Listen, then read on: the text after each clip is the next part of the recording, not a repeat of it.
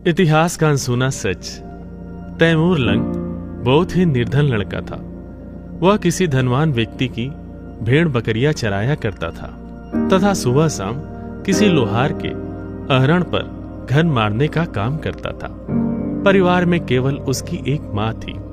एक दिन दोपहर के समय जंगल में पेड़ की छांव में बैठकर वह भोजन कर रहा था। तब उसे परमात्मा के रूप में कबीर साहब जी राह चलते दिखाई दिए। तैमूर लंग ने साधु जानकर उनसे भोजन पाने का आग्रह किया तो महात्मा रूप में कबीर साहब जी ने कहा कि बच्चा, भूख तो लगी है, भोजन हम अवश्य करेंगे। तैमूर लंग ने कहा, महात्मा जी, अभी तो भोजन कर लिया है, थोड़ी देर पहले आ जाते तो आपको भी भोजन मिल जाता।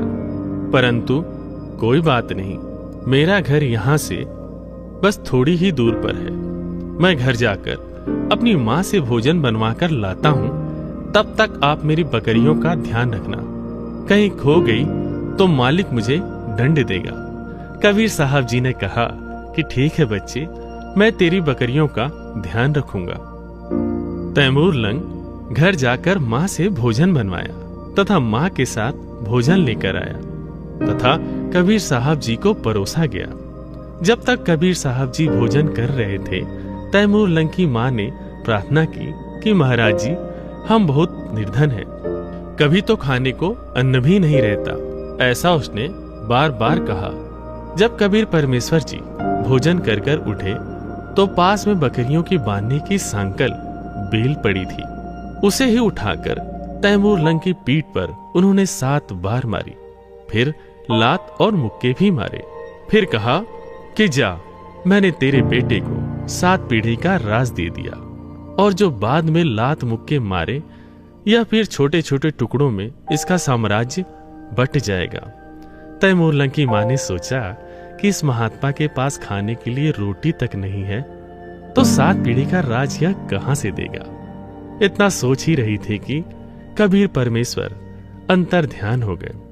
तो तैमूर लंग और उसकी मां ने सोचा कि जरूर यह कोई सिद्ध उक्त महात्मा थे, हमने इनके बारे में सोचकर गलत किया। कुछ दिन बाद कबीर परमेश्वर जी तैमूर लंग के सपने में आए और कहा कि जिस अहरण पर तू हथौड़ा मारता है वह जगह तू अपने सेठ से मांग ले।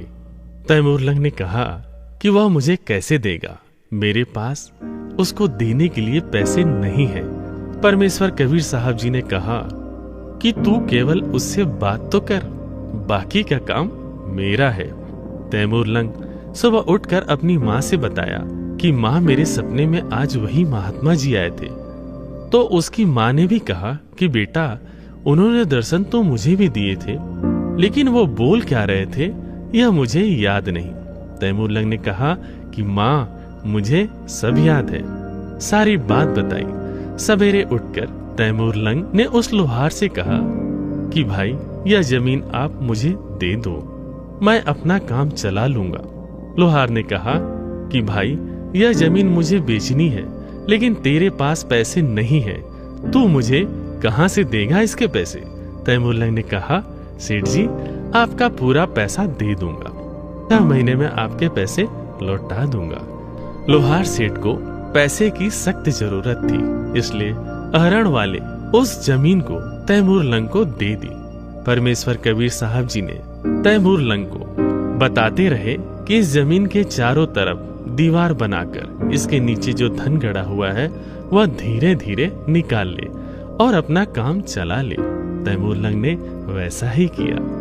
उस धन से कुछ कुछ घोड़े खरीदे और बेचने खरीदने का व्यापार करने लगा।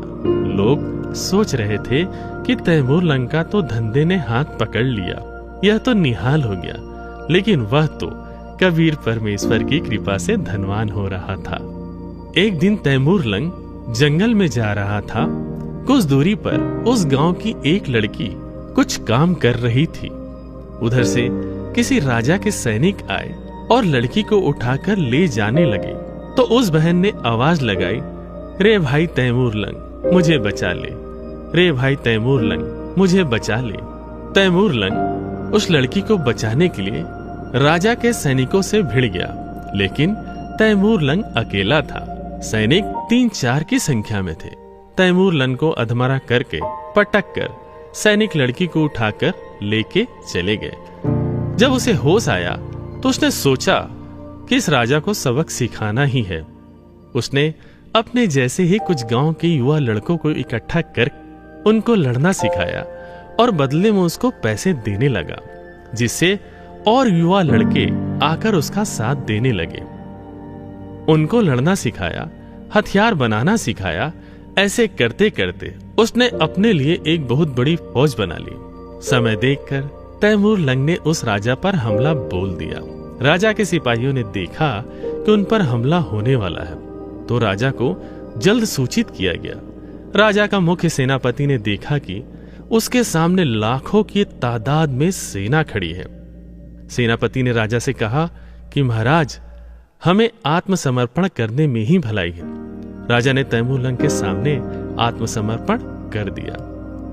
तैमूर लंग उसे मारने गया तो उसे कबीर परमेश्वर की बात याद आ गई कि जीव हिंसा नहीं करना है। इसलिए राजा की जान उसने बख्श दी और कहा कि यह राज्य छोड़कर वह चला जाए। उसने ऐसा ही किया। कुछ समय बाद दूसरे राजा के राज्य में जाकर उसे भी जीत लिया। ऐसा करते हुए तैमूर लंग ने ईरान इराक को जीतते हुए मध्य एशिया से लेकर पश्चिम एशिया तक अपना साम्राज्य स्थापित किया। उसने भारत को भी जीता और दिल्ली को अपनी राजधानी बनाई। समय उपरांत उसका तीसरा पोता बाबर को साम्राज्य देकर वह चला गया।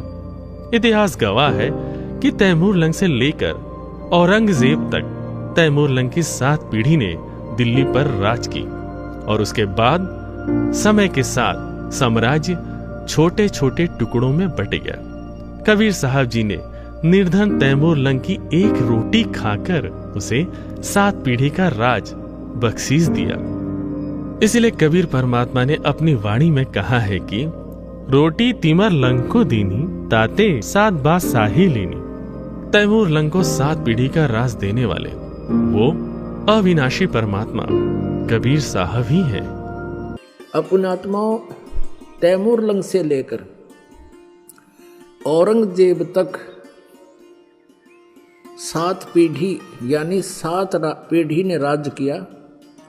औरंगजेब के बाद दिल्ली का जो राज्य था वो छोटे छोटे टुकड़ों में बट गया था। परमात्मा ने एक रोटी खाकर तैमूर लंग को 7 पीढ़ी का राज दे दिया। अब यूँ तैमूर लंग बकवादा में पड़ गया, भगवान भूल गया, घड़ी माया होगी थी। फिर परमात्मा मिले इसको। एक दिन शिकार में गया हुआ था ये, और इसको एक चमत्कार किया इसके साथ और इससे पूछा कि तू 2 कौड़ी का आदमी, राज भूल गया भगवान को। उसके बाद तैमूर लंग परमात्मा से अक्षमा याचना की, नए सिरे से उपदेश लिया, फिर अपनी भक्ति अधिकारी बना। और अब कहते हैं जब देखो परमेश्वर कबीर देव जी ने एक रोटी तैमूर लंग को दीनी, ताते 7 बादशाही लीनी। एक रोटी खाकर 7 पीढ़ी का राज दे दिया। और श्री कृष्ण जी ने एक मुट्ठी चावल खाकर केवल एक मकान बनाया था सुदामा जी का। अपन आत्माओं, गीता जी अध्याय नंबर 2 के श्लोक नंबर 46 में कहा कि अर्जुन,